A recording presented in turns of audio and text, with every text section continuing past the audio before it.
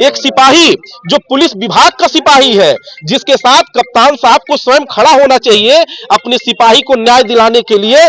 बड़े दुख की बात है, बहुत शर्मसार करने वाली बात है कि कप्तान साहब अपने ही सिपाही के साथ हो रहे अन्याय के साथ खड़ा होने के बजाय जिस डॉक्टर ने उनके सिपाही को जान से मारने की कोशिश की, उस डॉक्टर के साथ में खड़े हैं। तो सिपाही ने अपने उस डॉक्टर को भगवान मानते हुए उसके आदेशों का पालन करते अल्ट्रासाउंड कराने के लिए जब वो जाता है तो डॉक्टर अनुज सरकारी से पूछा जाता है, डॉक्टर अनुज सरकारी से वो पूछता है कि अन्य जगहों पे डॉक्टर साहब फीस तो बहुत कम ली जा रही है, लेकिन आपके यहाँ अल्ट्रासाउंड का फीस इतना ज्यादा क्यों है? आपके यहाँ भी वही मशीनें हैं जो अन्य जगहों पर है।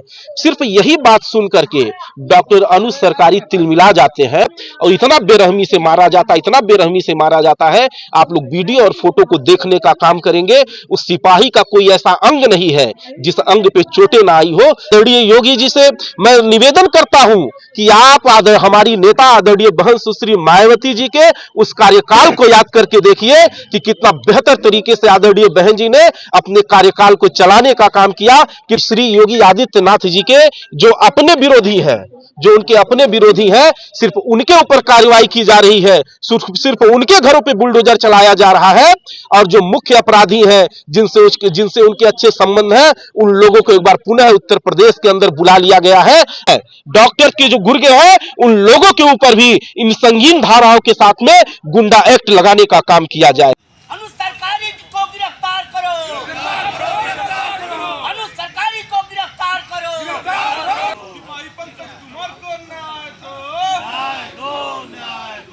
सिपाही पंकज को न्याय दिलाने के लिए बसपा के जिला अध्यक्ष के नेतृत्व में कार्यकर्ताओं ने एसएसपी कार्यालय पर किया प्रदर्शन, मुकदमा दर्ज करने की मांग।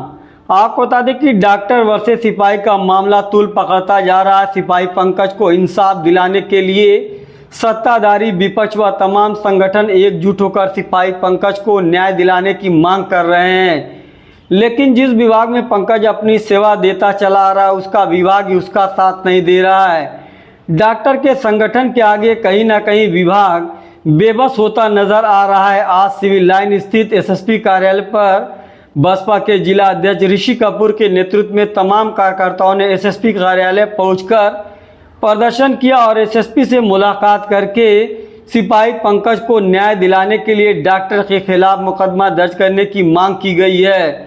गोरखपुर ही नहीं, प्रदेश के इतिहास में पहली बार होगा जब पुलिस को न्याय दिलाने के लिए आम जनमानस सड़क पर उतर चुकी है, जबकि पुलिस के खिलाफ हमेशा विरोध प्रदर्शन होता रहा, लेकिन पहली बार होगा कि सिपाही को न्याय दिलाने के लिए और डॉक्टर के पाले गए गुंडों के खिलाफ कार्रवाई की मांग को लेकर आम जनमानस लामबंद हो चुका है। जिम्मेदार अधिकारी सिर्फ जांच का आश्वासन देकर मामले को टालने में लगे हुए हैं।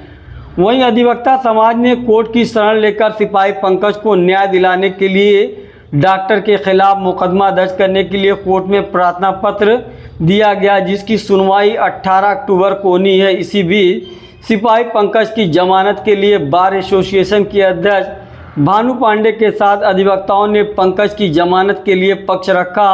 वहीं अभियोजन अधिकारी ने पक्ष रखते हुए सिपाही पर लगे केस का हवाला दिया। तब कोर्ट ने सिपाही की केस हिस्ट्री मांगी जो उपलब्ध नहीं थी। इसके लिए 16 अक्टूबर को सुनवाई होगी। आइए जानते हैं बसपा के जिला अध्यक्ष ऋषि कपूर का क्या है कहना। आज हम लोग बहुत ही प्रमुख मामले को लेकर के जो आज गोरखपुर में चर्चा का विषय बना हुआ है काफी दिनों से, उसी मांग को लेकर आए हुए हैं। आप लोग सब लोग जानते हैं कि 4 अक्टूबर को गोरखपुर के अंदर एक ऐसी घटना घटती है जो पूरे गोरखपुर को कहीं ना कहीं शर्मसार करने का काम करती है, और खासकर गोरखपुर के साथ में उस डॉक्टर समाज को, जिस डॉक्टर को गोरखपुर के अंदर, सिर्फ गोरखपुर के अंदर ही नहीं पूरे देश के अंदर, जिस डॉक्टर समाज को एक भगवान के रूप में पूजने का काम किया जाता है। लेकिन जिस तरह से गोरखपुर के अंदर घटना घटी वो कहीं ना कहीं डॉक्टर समाज को शर्मसार करने वाली घटना घटी है। 4 अक्टूबर को जिस डॉक्टर को भगवान समझ करके सिपाही पंकज कुमार अपनी पत्नी का इलाज कराने के लिए डॉक्टर अनुज सरकारी के क्लिनिक पे जाकर के इलाज कराने के लिए जाते हैं और डॉक्टर ने अल्ट्रासाउंड लिखने का काम किया और उस सिपाही ने अपने उस डॉक्टर को भगवान मानते हुए उसके आदेशों का पालन करते अल्ट्रासाउंड कराने के लिए जब वो जाता है तो डॉक्टर अनुज सरकारी से पूछा जाता है, डॉक्टर अनुज सरकारी से पूछता कि अन्य जगहों पे डॉक्टर साहब फीस तो बहुत कम ली जा रही है, लेकिन आपके यहाँ अल्ट्रासाउंड का फीस इतना ज्यादा क्यों है? आपके यहाँ भी वही मशीनें हैं जो अन्य जगहों पर है। सिर्फ यही बात सुन करके डॉक्टर अनुज सरकारी तिलमिला जाते हैं और सिपाही पंकज को अपने लोगों के द्वारा, अपने गुर्गों से, अपने बाउंसरों से, अपने कर्मचारियों से जो बिना किसी मानक के उनके यहाँ रखे गए हैं, उन लोगों से इशारा करके डॉक्टर अनुज सरकारी उनकी पत्नी के इशारे पे उस सिपाही को जान से मारने की कोशिश की जाती है और इतना बेरहमी से मारा जाता है। आप लोग वीडियो और फोटो को देखने का काम करेंगे। उस सिपाही का कोई ऐसा अंग नहीं है जिस अंग पे चोटें ना आई हो। इस तरह से अंदरूनी मार मारा गया है। बड़े दुख की बात है, बहुत शर्मिंदगी वाली बात है कि गोरखपुर जो सीएम सिटी है, सीएम सिटी के अंदर ऐसी घटनाएं रोज हो रही है। एक दिन 2 दिन की बात नहीं है, महीने या 2 महीने में कोई घटना नहीं घट रही है। जो सीएम सिटी पूरे प्रदेश के अंदर शांति व्यवस्था कायम करने की बात करते हैं, जो अमन चैन कायम करने की बड़े बड़े ढकोसली बातें करते हैं, आप उनके गिरेबान में गोरखपुर के अंदर झांक देखने का काम करेंगे तो कोई ऐसा दिन नहीं बचता है जिस दिन गोरखपुर के अंदर हत्याएं न होती हो। कोई ऐसा दिन नहीं बचता है जिस दिन बहन बेटियों की आबरू न लूटी जाती हो। कोई ऐसा दिन नहीं बचता है जिस दिन चोरी डकैती जैसे काम इस गोरखपुर के अंदर न होते हो। बहुत ही शर्मसार करने वाली बात है। आदरणीय योगी जी से मैं निवेदन करता हूं कि आप हमारी नेता आदरणीय बहन सुश्री मायावती जी के उस कार्यकाल को याद करके देखिए कि कितना बेहतर तरीके से आदरणीय बहन जी ने अपने कार्यकाल को चलाने का काम किया, कितना बेहतर ढंग से उन्होंने प्रशासन को चलाने का काम किया। और जो हमारी नेता मुख्यमंत्री थी बहुजन समाज पार्टी की राष्ट्रीय अध्यक्ष आदरणीय बहन जी, तो उत्तर प्रदेश के अंदर जो बड़े बड़े बदमाश थे उन लोगों ने गोरखपुर को छोड़िए उत्तर प्रदेश को छोड़ करके कोई नेपाल भाग गया, कोई उत्तराखंड भाग गया, कोई गुजरात भाग गया, कोई पंजाब भागने का काम किया। लेकिन आज के डेट में जो योगी जी के श्री योगी आदित्यनाथ जी के जो अपने विरोधी है, जो उनके अपने विरोधी है, सिर्फ उनके ऊपर कार्रवाई की जा रही है, सिर्फ उनके घरों पे बुलडोजर चलाया जा रहा है।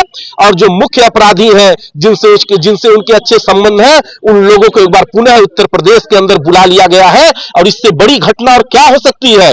इससे ज्यादा शर्मसार करने वाली बात क्या हो सकती है? एक तरफ मुख्यमंत्री जी बोलते हैं कि हमारे डर से अपराधी शहर और प्रदेश छोड़ के भाग गया है, और दूसरी तरफ आप देखने का काम करेंगे उत्तर प्रदेश इस देश का सबसे ज्यादा क्राइम करने वाला सबसे बड़ा प्रदेश बनकर के इस समय देश में उभर करके सामने आने का काम किया है।